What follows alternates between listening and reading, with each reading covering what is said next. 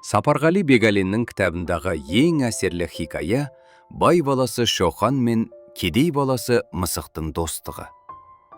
Күздің қара суығында тоңған мысықты көргенде Шоқанның бала жүрегі әділетсіздікті сезініп қатты ауырды.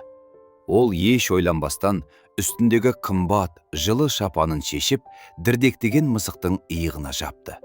Бұл әрекет жай ғана мейірімділік емес, екі әртүрлі әлемнің арасындағы мұзды еріткен алғашқы қадам еді. Сол күннен бастап ақсүйек Шоқан мен мысық айырылмас достарға айналды, кең араласты. Мысық Шоқанға даланың тілін үйретті, із кесуді, құстардың дауысын, табиғаттың құпия сырларын ашты.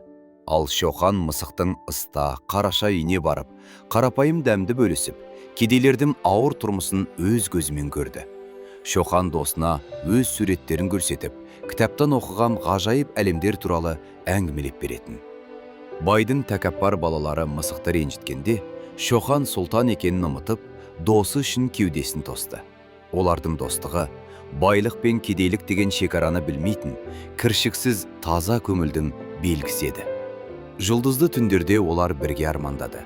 Бірі білімді аңсаса, екіншісі теңдікті аңсады.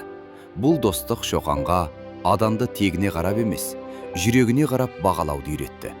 Шоқан оқуға аттанғанда, оны қимай шығарып салған ең адал досы осы қарапайым мысық еді. Ұлы ғалым болған шағында да Шоқан бала кездегі досы мысықты және одан үйренген қарапайымдылықты ұмытпады. Сапарғали Бегалин бала Шоқан. Бұл нағыз адамгершілік пен кең жүректер достығының хикаясы.